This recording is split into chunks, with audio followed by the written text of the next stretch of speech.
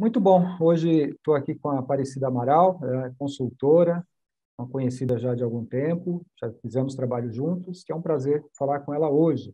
E nós vamos falar sobre desenvolvimento pessoal, em geral, né, na parte de recursos humanos, que envolve recursos humanos e avaliação de desempenho, planejamento estratégico, processos e assim por diante, tá bom?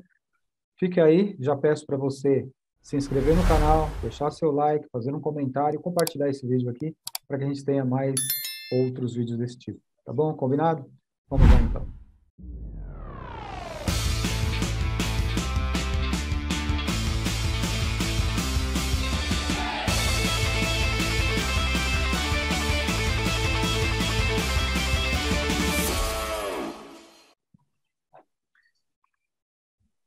Muito bem, Aparecida. Prazer em falar com você novamente. Tudo bem contigo? Tudo bem, eu queria agradecer pelo convite, estar aqui batendo esse papo com você e vamos falar de assuntos que a gente gosta bastante, né, relacionados à gestão e estou ansiosa para o nosso bate-papo. Gestão de pessoas, né? É importante. Não adianta hoje, não adianta processos, não adianta fábrica, melhores investimentos, às vezes vem empresas investindo em equipamentos, fazendo grandes investimentos, mas a parte de recursos humanos mesmo, às vezes fica um pouquinho para trás, né? Sim, com certeza. E assim, as pessoas são a mola propulsora da organização, né? Então, se a gente não cuida desse aspecto, a gente acaba comprometendo todo o processo. Então, é uma parte super importante da empresa, assim como os processos, porque processos são movidos por pessoas. Então, faz parte aí, juntamente com a estratégia da empresa, a gente está sempre alinhando para que a gente consiga atingir os objetivos da organização. Exato. Legal. Então, a Aparecida, ela é formada em administração. Eu vou deixar, inclusive, o link do site da Implanta, que é a consultoria da Aparecida, e aí vocês podem, quem estiver nos assistindo, poderá entrar e conhecer um pouquinho mais. Combinado? Então, Aparecida, eu acho interessante que na parte de gestão da qualidade, você vem, né? Você trabalhou com isso também, apesar que você também é bem forte na área de comércio e serviços, depois você fala um pouquinho sobre isso também, mas eu queria que você falasse um pouquinho da sua trajetória até chegar na consultoria e ter a consultoria em planta, já com muitos clientes aí, com muitos trabalhos que já foram feitos. Então, eu comecei a minha trajetória em uma empresa de serviços, né, trabalhando na área da qualidade. Então, começar com serviços me ajudou, e na área da qualidade me ajudou a ter essa visão do todo da empresa, né? Então, era uma microempresa, a gente começou estruturando os processos, bem do início mesmo, definindo a estratégia, passando pela padronização dos processos, passando por toda essa bagagem de formatação de equipe, descrições de cargos, divisões de tarefas. Então, isso me ajudou a ter essa visão do todo da empresa. E aí, em seguida, a gente começou trabalhando com o MEG, que é o Modelo de Excelência da Gestão, lá da Fundação Nacional da Qualidade. E a partir do MEG, que foi a implementação do nosso modelo de negócios, nós passamos para a certificação ISO 9001. E a gente começa a perceber, sabe, Eudes, como os modelos de gestão eles se interligam. Porque quando a gente saiu do MEG e passou para a ISO, a gente viu que muita coisa já tínhamos pronto e isso ajudou bastante, facilitou a empresa e a cultura já estava desenvolvida, e isso facilitou bastante que a gente viesse a obter a certificação da ISO. Então, eu passei 3 anos nessa empresa, e aí, ao término desses 3 anos, eu senti a necessidade de levar o meu conhecimento para outras pessoas. Então, eu deixei a organização que eu trabalhava como colaboradora, eu era gestora da qualidade, e fui trabalhar com consultoria. Então, levar para empresas também do ramo de serviço, aí comecei a trabalhar com comércio, esse modelo de gestão, essa forma de pensar. E uma das coisas mais gratificantes para mim é começar um trabalho na empresa e ver a evolução, né? Eu sempre gosto de brincar e eu falo que a gestão, depois que a gente é picado pelo bichinho da gestão, a gente não consegue parar de investir, de melhorar, de seguir mesmo aquele princípio da melhoria contínua. Então, a minha trajetória ela começou mais ou menos assim, na empresa de serviço, e tive essa vontade de levar para outras organizações o meu conhecimento. E aí veio a consultoria. Isso foi lá em 2016. E aí eu queria fazer algo diferente, então eu comecei com a consultoria híbrida, que a gente chama, que é parte presencial e parte online. Então, eu faço isso desde 2016. A gente tem a Implanta Consultoria, tem a plataforma que nos possibilita alcançar estados diferentes, chegar em clientes que normalmente a gente não acessaria pela consultoria tradicional, e a gente consegue chegar no online, barateando esses custos da consultoria e entregando o serviço de qualidade para o cliente. Perfeito. E o modelo de excelência de gestão, o MEG, vamos dizer assim, quais são os pilares e a estrutura dele para uma empresa, por exemplo, que tem interesse em implantar? O modelo de excelência da gestão, recentemente, ele passou por uma atualização, né? Ele chegou na 22ª versão, e aí os pilares, eles se baseiam nos fundamentos que a empresa precisa para poder se estruturar. Então, a gente trabalha a parte de liderança, a parte de pessoas, processos, a nomenclatura, ela sofreu uma transformação a partir da 22ª gestão, mas basicamente a gente busca trabalhar os principais pilares dentro da empresa, como eu falei, né? Liderança, processo, pessoas, responsabilidade social, indicadores. Então, se você comparar os modelos de gestão MEG com ISO, você percebe que existe uma semelhança entre eles. A nomenclatura muda um pouquinho, mas ela visa dividir a empresa em várias caixinhas, e aí a gente vai trabalhando as caixinhas, implementando os processos e definindo indicadores para poder acompanhar esse modelo de gestão. Então, é uma forma para a empresa que não segue nenhum modelo. Eu costumo brincar que o MEG ele usa a nossa faculdade de administração e ele transforma em um modelo inteligível que a gente consegue seguir e estruturar a empresa e depois voltar acompanhando aqueles processos de acordo com cada tema. Então, ele trabalha muito essa questão. Eu não vou me ater muito à nomenclatura, porque isso muda, né, com o tempo, com as versões, mas o mais importante é a gente entender que o modelo de gestão ela visa justamente ter uma estrutura, ter um norte, uma espinha dorsal, onde os gestores eles vão conseguir entender a empresa não por departamentos, mas entender a empresa como um indivíduo, como um sistema interligado, né, com várias partes, que aí a gente consegue trabalhar, implementar os processos, depois voltar revisando os processos à medida que a empresa vai aumentando aí o seu nível de maturidade. Entendi. E isso nos leva a um outro ponto também, por exemplo, que as empresas muitas vezes não se atentam, mas os processos, obviamente, precisam ser interligados e muitas vezes não, embora um processo dependa do outro, para que não existam gargalos, e gargalo é um grande problema, às vezes, nas empresas, e o gestor, às vezes, não entende direito o gargalo, não sabe onde está o seu gargalo, mas existem ferramentas para isso, na verdade, além de ferramentas, métodos para isso, né? E uma das coisas é o mapeamento de processo. E eu sei que você trabalha com isso. E como é que funciona o mapeamento de processo? Qual é a vantagem do mapeamento de processo para uma empresa hoje, não só da área do comércio ou serviço, mas até mesmo para uma indústria, por exemplo? Sim, a importância do mapeamento de processo, se eu pudesse resumir para você, eu diria que é você conseguir enxergar a empresa ligando do ponto A ao ponto B. Por quê? Normalmente, o que é que acontece? A empresa tem um emaranhado de processos, cada setor tem seus processos que levam para uma entrega final, que é o objetivo estratégico da empresa. E qual é a grande dificuldade? Como você colocou, que os setores eles consigam entender que cada processo executado pelo setor, ele não morre no setor, ele gera uma entrega que vai ser absorvida pelo outro setor para dar continuidade no processo. Então, quando a gente faz o mapeamento de processo, a gente consegue ter clareza de quais são os processos por setor, quais são os indicadores que a gente vai monitorar a execução desses processos e, principalmente, quais são as entregas. E a partir dessas entregas, a gente consegue estabelecer as ligações entre os setores.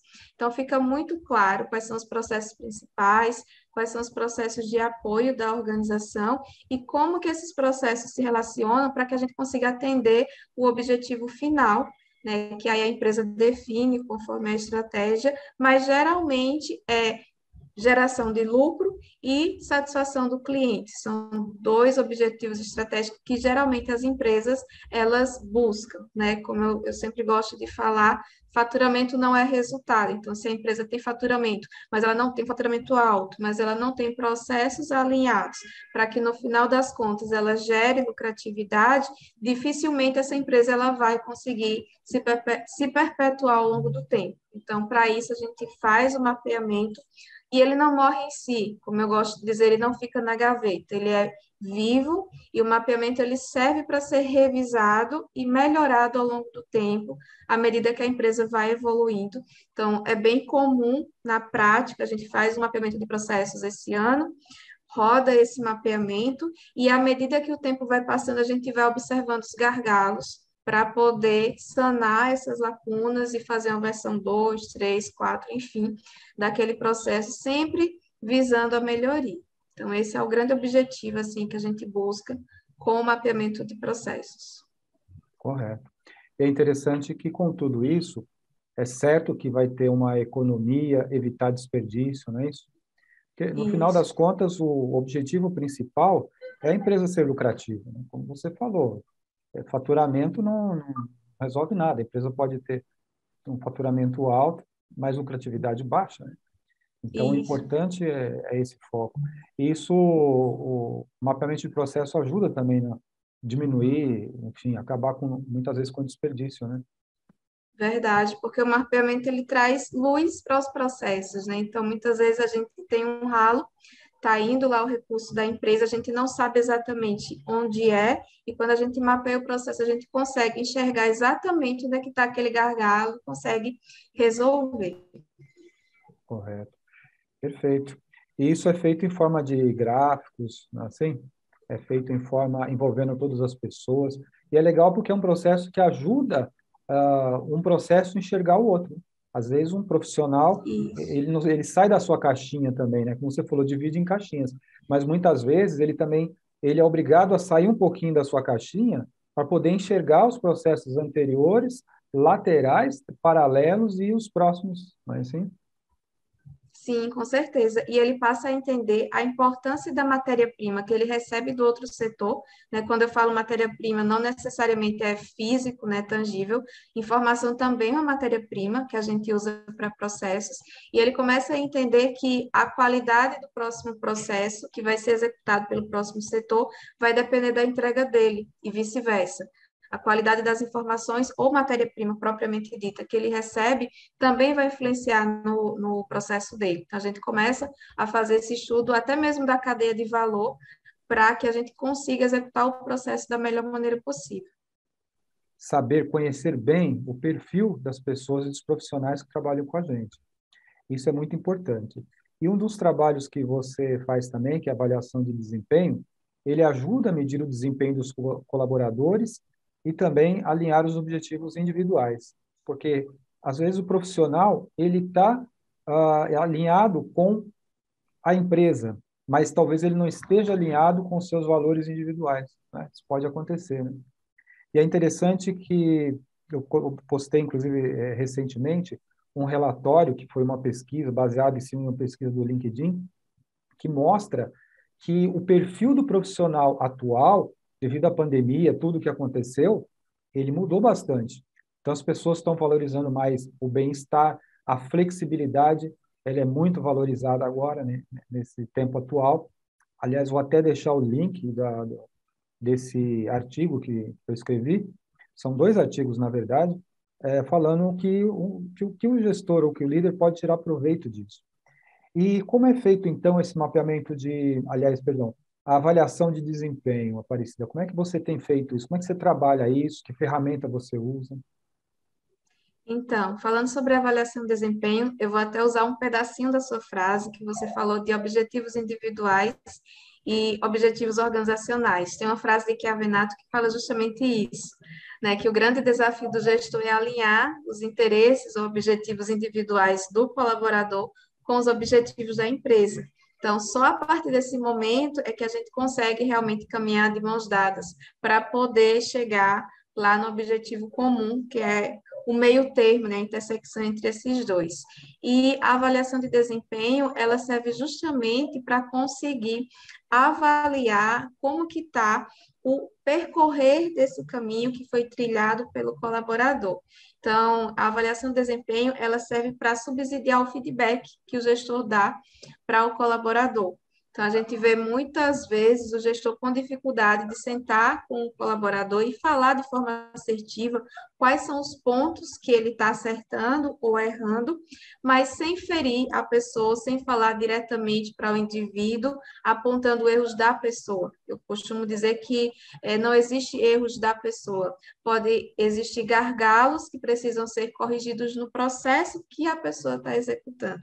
Então, exige muita maturidade do gestor definir, né, quais são os fatores de avaliação que serão avaliados pelo gestor e passar o feedback para os colaboradores.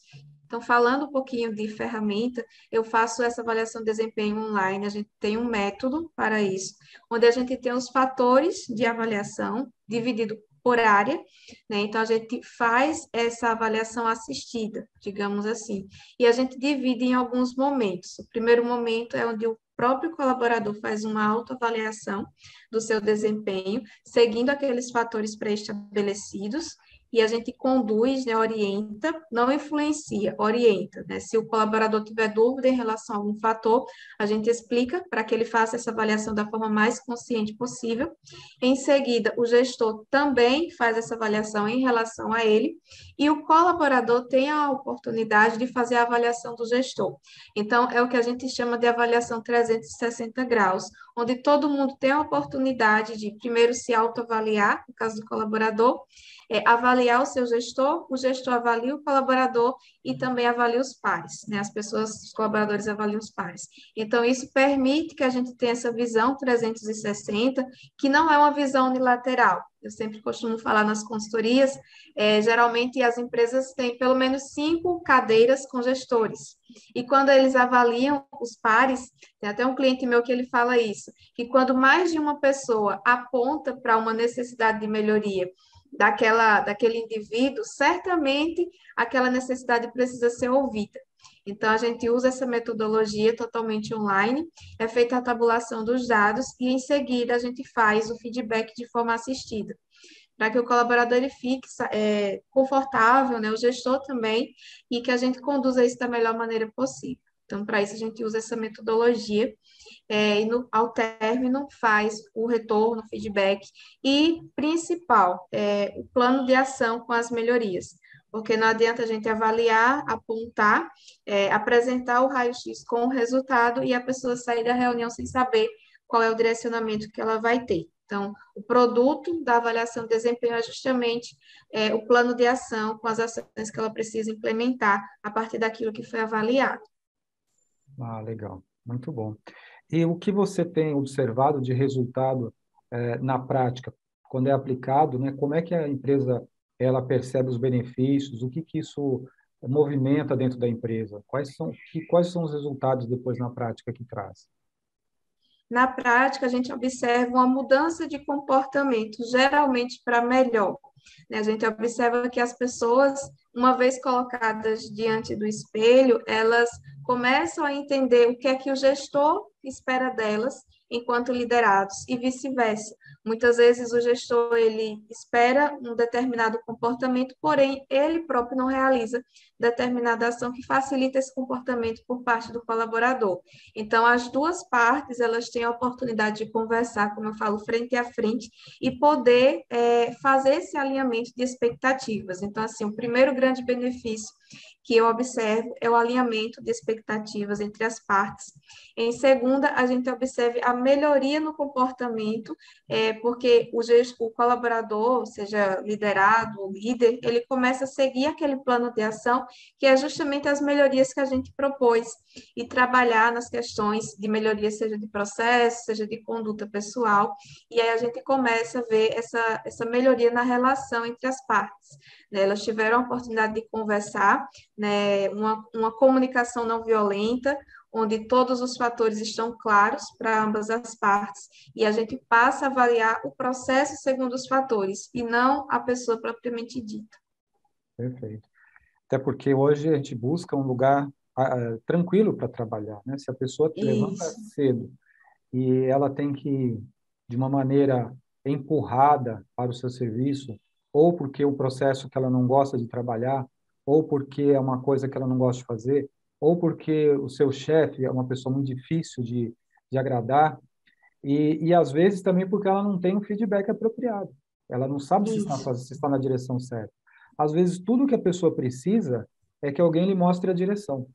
Eu acho que a avaliação de desempenho ajuda bastante nesse sentido, né? Acho que faz muita diferença na vida do profissional. Com certeza. Isso nos leva a uma outra coisa, que é a pesquisa de clima organizacional, porque muitas vezes a gente, quando faz avaliação de desempenho, muitas vezes é focada, como eu já fiz várias vezes, na liderança, em geral, né, nos níveis gerenciais, de supervisão e de liderança. Mas, às vezes, e aí o pessoal, como é 360 graus, então tem também o pessoal da operação, Isso. mas tem outro fator importante que, ao passo que a gente faz essa avaliação individual, é o clima organizacional.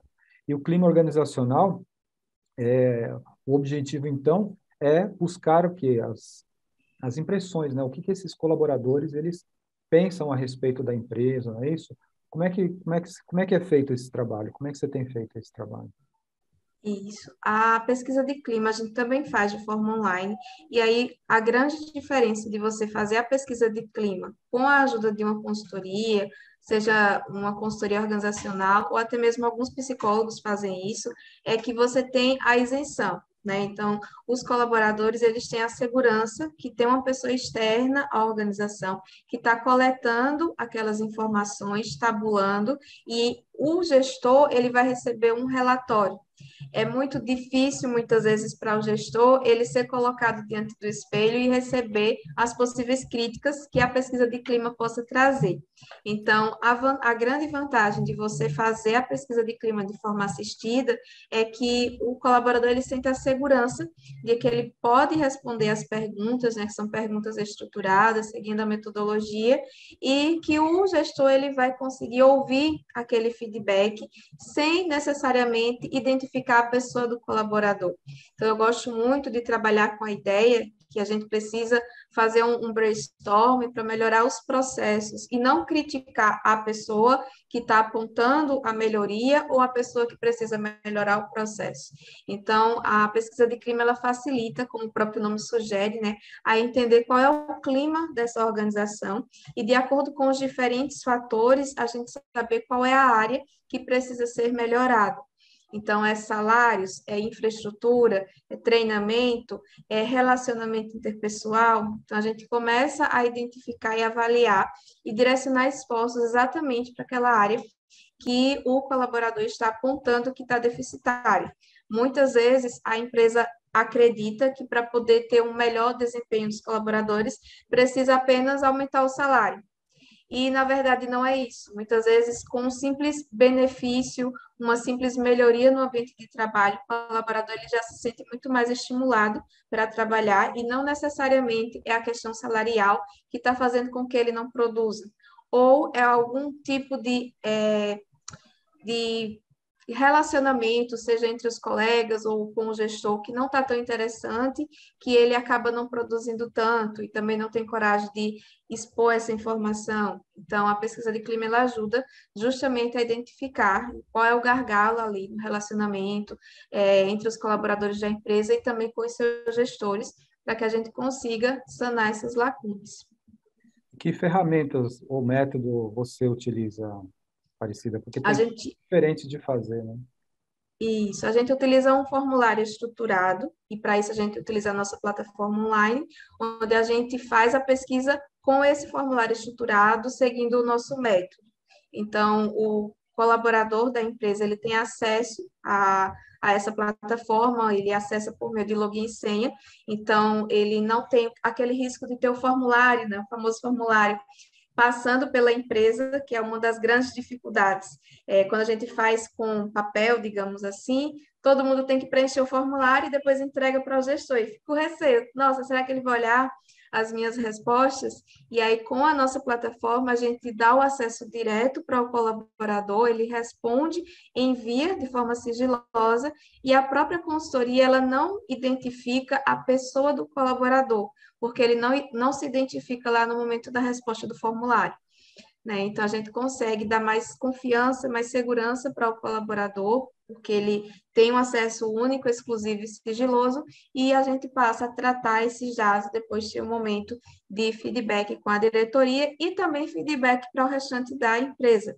Porque tem algumas perguntas que vale a pena a gente compartilhar com todos os colaboradores. Geralmente, na empresa, quando a gente faz esse tipo de trabalho, tem alguns 4 ou 5% aí do percentual do total de colaboradores que está insatisfeito, mas a grande maioria está satisfeito com a organização. Então, quando a gente mostra isso, acaba que a maioria convence a minoria, digamos assim, ou vice-versa, né, de que a empresa não é assim um lugar tão ruim de se trabalhar. Ou se o inverso acontecer também, as pessoas precisam ter esse conhecimento, né? Principalmente o gestor. Então, não são todas, mas tem algumas perguntas que a gente faz questão de divulgar para todos os colaboradores, para que eles entendam o quão interessante é aquela empresa, é aquele lugar para se trabalhar. Exato. Outra coisa também que eu vejo que falta nas organizações é isso, entender exatamente o que o funcionário quer. Essa forma é muito prática, porque da método que você está descrevendo, porque a pessoa ela tem medo de ser julgada, então ela tem medo até de punição. E tem empresas onde o gestor trabalha com medo e controle, então ele exerce a figura daquela pessoa austera e que vai mandar embora se alguém fizer alguma coisa errada, e também o controle, que ele quer saber de tudo o que está acontecendo. Então, o método de controle, medo e controle, ele é bom até a página 2, mas na hora que a coisa aperta, as pessoas não estão comprometidas e não querem saber. Em determinado momento pode até derrubar a empresa. Então é importante saber o que as pessoas que trabalham na organização elas estão sentindo e ser humilde o suficiente, né, Aparecida? Porque às vezes se o dono da empresa que contrata a consultoria, ou se o diretor da empresa ou o gestor contratou, mas ele fala, não, isso daí não é verdade, isso daí não é bem assim. Você acha que vai ajudar? Você não acha que o gestor, a empresa que contrata tem que estar preparada para receber uma resposta que talvez ela não queira? Com certeza, né? E aí a gente faz esse trabalho de preparação com o gestor, porque a gente só ensina a quem quer aprender e só melhora quem tem disposição para melhoria. Então, também não adianta a empresa investir em uma consultoria para fazer um trabalho como esse e depois, quando receber o feedback, falar, não é bem assim, e pelo menos não se permitir, né? Não se abrir a ouvir o que mais de uma pessoa, como foi o caso lá que eu falei, esse teu exemplo da avaliação de desempenho, está falando. Então, se tem 30 pessoas na empresa falando que tem alguma coisa que não está tão interessante, é importante que o gestor também se permita, né, reflita junto e pense como melhorar, porque não é uma pessoa falando, são 30, 40, 50, depende muito do porte da empresa. Sim. E empresas às vezes de médio e grande porte, então tem que entender, aceitar, às vezes. E isso daí Isso. é uma oportunidade para o gestor, para o líder, e eu costumo ligar uma coisa com a outra, né? Gestor, líder. Porque às vezes a pessoa pode ser um bom gestor, mas não é um bom líder, né? Às vezes a pessoa ela tem uma característica até natural de liderança, mas não é um bom gestor. Então as duas coisas precisam andar junto. Precisa ser Isso. líder, mas precisa ter uma boa gestão. Para ser um bom líder, ele precisa entender o que as pessoas estão pensando e ter humildade suficiente para mudar de direção. Falou, opa, não estou nessa. Essa não é a direção que eu preciso. Porque eu vou falar uma coisa que eu tenho convicção absoluta. As pessoas, o operacional, pode derrubar um gerente, um supervisor, até um diretor, se eles quiserem, não é? Às vezes, bastando fazer o que ele quer que seja feito. E às vezes o que ele quer não é o correto, não é né, a direção certa. Essa é uma das dificuldades que eu vejo muitas vezes na gestão das empresas. E uma outra coisa que também é interessante, e inclusive eu fiz uma pós-graduação baseada em planejamento estratégico, mas eu fiz tanto planejamento estratégico da empresa quanto planejamento estratégico de recursos humanos, né? Porque eu considero que o planejamento ele é chave para a empresa. A empresa precisa saber para onde vai. Às vezes você pergunta para a empresa o que você está precisando. Às vezes eu converso com o dono de empresa, né, em algumas consultorias, às vezes, no passado, então eu conversava, pergunto, né, o que você está precisando. Então, às vezes, a resposta ela não é muito objetiva, porque ele também não sabe ao certo para onde ele quer ir, né? E, às vezes, a gente tem que ajudar a pessoa a achar isso. E onde que entra aí o planejamento estratégico? Essa é uma parte chave. E eu sei que você faz esse trabalho também. Como ele é feito, Aparecido? E qual a importância que você acha que tem isso para as empresas hoje? Isso. O planejamento estratégico, eu costumo dizer que ele é a pedra molar, a mola propulsora dentro da organização. Então, como você colocou, muitas vezes o gestor, você pergunta, o que é que você acredita que a sua empresa precisa melhorar? E aí ele vira para você, ele olha para você e fala tudo. Só que tudo precisa seguir uma prioridade. Então, na nossa metodologia do planejamento estratégico, a gente busca alinhar os objetivos estratégicos da empresa às crenças da empresa. Então, por que é que você acorda de manhã e vai trabalhar todos os dias? Então, isso é uma questão fundamental. Então, a gente alinha a cultura organizacional, né, que a gente divide em missão, visão, valores e propósito da empresa, e a partir dessa cultura estabelecida, a gente começa a fazer a avaliação, né, das partes interessadas, fazer a famosa análise SWOT, que já está, assim, bem conhecida no meio da administração, mas eu ainda considero que é uma coisa fundamental, porque a partir dessa análise SWOT, né, o matriz FOFA, ou análise das forças e fraquezas, oportunidades e ameaças, que os gestores tinham a oportunidade de olhar, se colocar diante do espelho e ver quais são as necessidades de melhoria da empresa, quais são os pontos que ela já é muito boa, já é muito forte e precisa manter, olhando para a parte externa, quais são as ameaças e também quais são as oportunidades. Então, a partir desse momento, né, a gente faz esse brainstorm, a gente faz esse levantamento de tudo aquilo que ele enxerga que precisa melhorar. E a partir desse levantamento, a gente vai definir os objetivos e metas por área, entendendo sempre que não é, quando eu falo área, não é departamento, e sim toda a organização, né? O gestor ele tem um grande desafio de ter a visão do todo, de ter a visão holística. Então, eu não vou melhorar processo só no financeiro. Quando eu falo que eu vou melhorar processo, é dentro de toda a organização, não é só no operacional, todas as áreas, operacional, financeiro, cliente, né, atendimento ao cliente. Então, a gente consegue definir os objetivos e metas e conseguir buscar esses resultados, organizá-los, priorizá-los, né, de acordo com uma ordem lógica, em um plano de ação. Então, o que é que vem primeiro, como que a gente encadeia essas ideias para poder atingir o resultado, qual é o prazo que isso vai ser feito, qual é a necessidade de investimento de recursos, quem vai fazer, e a partir desse momento a gente começa, uma vez estabelecido o plano de ação, a gente começa a monitorar esse plano de ação para garantir que tudo aquilo que foi planejado de fato seja implementado dentro da organização.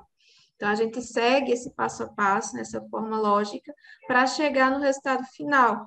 E aí são os ciclos que eu falo. Chegou o final do ano, o gestor ele fez o planejamento estratégico com o horizonte de um ano, ele vai fazer o balanço do que ele conseguiu, do que falta, né, do que precisa melhorar para o ano seguinte. E aí a empresa ela começa a entrar nesse ciclo de amadurecimento, de maturidade. Ela começa a ver que aquela fraqueza, na verdade, agora já é um ponto forte, que aquele ponto forte foi mantido, ou aquela oportunidade foi colocada, né, aproveitada ou não. Então, tudo isso, né, toda essa organização, a gente consegue a partir do planejamento estratégico. Até mesmo trabalhar outras áreas da empresa, fazendo a pesquisa de clima, como a gente citou, ou avaliação de desempenho, ou mapeamento de processo, de acordo com a necessidade que a gente levanta lá no planejamento estratégico. Então, nas minhas consultorias, eu sempre gosto de começar pelo planejamento estratégico, porque ele dá esse norte. né, para a empresa saber diretamente onde que ela deve agir, qual é o incêndio, digamos assim, que ela precisa apagar primeiro. Uhum. Ah, perfeito. Correto. Eu acho que hoje a empresa que está à deriva, porque para mim assim, a empresa que não tem um planejamento, ela precisa enxergar que ela, somente num mundo como a gente está hoje, que é um mundo de incertezas completa, né? O que é mais certo é que nós vamos ter grandes mudanças muito rápido. Então, de uns anos para cá, a gente tem visto uma situação caótica no mundo, e ao passo que várias empresas a gente vê, comércio, empresas de serviço fechando, a gente vê outras empresas abrindo e outras empresas ganhando dinheiro. Então, talvez porque se prepararam, ou porque enxergaram oportunidades, ou porque não tem outro jeito, vai ter que transformar a diversidade em vantagem, vantagem competitiva, né? Ao passo que seu concorrente está meio perdido, então se você sabe, se você planejou, olhou para o horizonte, daqui um ano onde é que eu vou estar, daqui 2 anos onde é que eu vou estar, daqui 5 anos aonde é que nós vamos estar, e fazer os checkpoints a cada período para saber se está na direção certa, né? Porque às vezes a empresa acha que está na direção certa, mas não faz a checagem. Então, eu planejei, fiz um planejamento, esse planejamento é estratégico. Por que a gente chama de estratégico? Porque ele é baseado em argumentos, em fatos, né? É baseado também nas próprias possíveis incertezas e para onde está direcionando a humanidade, porque hoje não é mais local, né? Antigamente a gente tinha uma situação muito local, hoje não é mais, né? Hoje é a pandemia em toda parte. A guerra afeta todo mundo. A guerra está do outro lado do mundo, mas instantaneamente já afetou a nós aqui. Então, o que fazer nessas circunstâncias? Né? Olhar para outro mundo. Né? E como é que você tem visto isso? Ou seja, todas essas adversidades. O que as empresas hoje, na sua opinião, precisam estar atentas, estar ligadas à mudança, né? No mundo como a gente está tendo hoje? É, Como você colocou, eu disse, uma das grandes atitudes que o empresário deve ter no momento é estar atento aos fatores externos, né? Eu trabalho com empresas no ramo do comércio, distribuidoras, supermercados, tanto a nível de distribuidoras quanto a nível de supermercado, né? Que compram para vender para o consumidor final. E uma das grandes dificuldades que eles estão tendo no momento é justamente essa questão da inflação, né? Então, a inflação ela não é causa, ela é consequência de todas as mudanças que a gente está enfrentando, né, no mercado externo. Começou aí com a pandemia, agora a gente está nesse cenário de guerra do outro lado do mundo, como você colocou, mas que já está afetando a nossa realidade. Então, uma coisa que eu sempre falo para eles é estar presente para essas informações de meio externo. Então, se você trabalha com venda de mercadorias, está presente para as informações e oscilações lá da Bolsa de Valores. Porque se você vende pão ou você vende farinha de trigo, você tem que estar atento quando tem alta lá no mercado de venda, né, do trigo, porque consequentemente vai vir, como a gente fala, o efeito borboleta, né? A borboleta bate as asas lá do outro lado do mundo e o resultado é sentido aqui. Então, se o gestor ele está presente para essas informações, ele está atento a essas mudanças, ele já começa a se preparar. Uma das grandes dificuldades que o mercado de distribuidores está comprando e está passando, eu acredito que todo mundo que trabalha com compra, né, seja de produto final para revender ou de matéria-prima, no caso da indústria. Então, a gente compra hoje uma dada quantidade de mercadoria ou de matéria-prima, enfim, e quando a gente vende para o cliente final e quando a gente recebe, que vai comprar novamente aquela matéria-prima, dada a inflação, a gente não consegue mais comprar pelo mesmo valor. Então, assim, uma das grandes questões que o gestor precisa estar atento é essa oscilação do mercado externo e como que isso está chegando, né? E entender essa lógica que ele não precisa deixar a situação chegar na porta dele para ele tomar medidas, né? Como a gente fala, a gente tem que agir, ter sempre uma atitude preventiva e proativa e não reagir quando chega o aumento da matéria-prima ou aumento da mercadoria. Então, isso serve para todos os mercados. né, estar presente para essa realidade, para essas variações, e já trazer para sua composição de preço, para sua adequação de processo, se precisar comprar matéria-prima extra, quando sinaliza lá uma falta, como é o que a gente está vendo, a questão dos fertilizantes, né? A guerra, ela vai impactar o Brasil diretamente, que é um país agro e compra fertilizante de fora. Então, eu estava vendo que parte do fertilizante para ser usado esse ano já tinha sido comprado e pago, e está sem certeza entre os produtores, agricultores, se vai chegar ou não. Então, é preciso estar sempre atento a essas mudanças, né? Não é chover no molhado, é entender que tudo o que acontecer lá fora vai impactar aqui na realidade. E o gestor precisa estar atento, né? Já criando estratégias para tentar reduzir os impactos. Perfeito. E na parte de recursos humanos, a mudança também que a pandemia trouxe, na minha opinião, eu tinha comentado, né, nesse relatório do LinkedIn, mas nos Estados Unidos tem um movimento também que eles estão começando a chamar de a grande resignação. O que significa isso? Significa que as pessoas começaram a repensar os seus valores, porque até então a maioria de nós, ou ainda é assim, ela tenta adaptar a sua vida ao trabalho, né? Então, que horário que é o trabalho? É o horário de tal, tal, tal, tal, né? De segunda a sexta, segunda a sábado, ou em turnos, ou sei lá. Então, eu preciso adaptar a minha vida e a da minha família ao horário de trabalho. Mas hoje já tem muitas pessoas fazendo o contrário. Não, não, pera um pouquinho. Eu vou adaptar o trabalho à minha vida. Você tem sentido isso? Tem visto isso também? Esse é um movimento nos Sim. Estados Unidos, é uma coisa muito recente, né? A grande resignação. Ou seja, as pessoas lá nos Estados Unidos começam a para um pouquinho, né? A situação, o mundo está de ponta cabeça, então eu preciso olhar mais com cuidado a minha vida, porque senão o tempo passa e eu estou preso a uma empresa, vamos dizer assim, entre aspas, e não estou vivendo mais a minha vida, mas estou vivendo a vida da empresa, né? Sim, com certeza. E eu vejo isso, Eudes, como um efeito rebote. Então, o que foi que aconteceu com a pandemia? As empresas se viram obrigadas, né, como uma reação à pandemia, a demitir muita gente. E aí, essa massa de desempregados, as pessoas precisam sobreviver. Então, as pessoas começaram a repensar a sua forma de trabalho.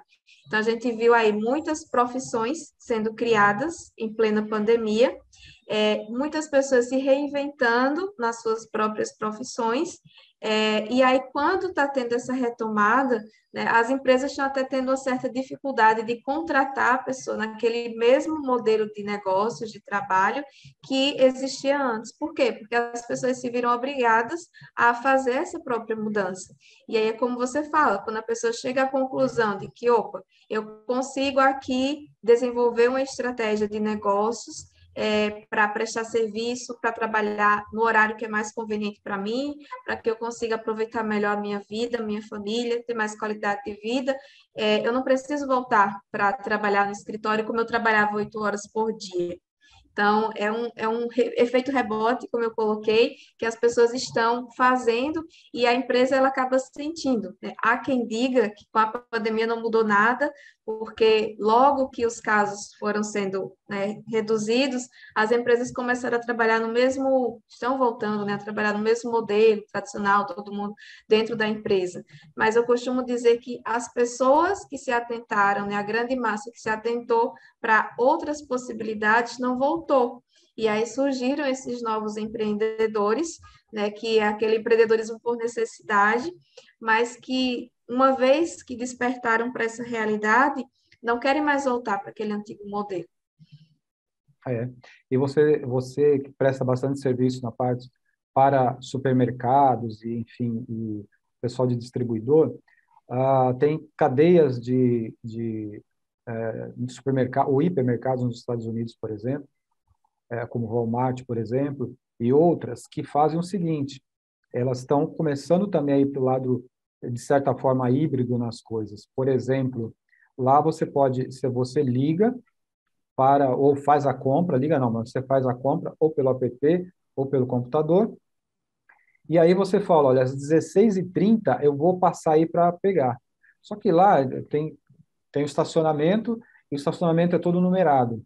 Então, eles dizem para você, muito bem, 16h30, tá bom, vai ter uma pessoa às 16h30 na vaga, número tal, lá no estacionamento.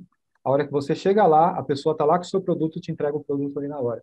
Ou seja, você compra online, você nem precisa entrar dentro mais do prédio, né, para pegar aquele produto. Se você não quer esperar, por exemplo, chegar pelo correio.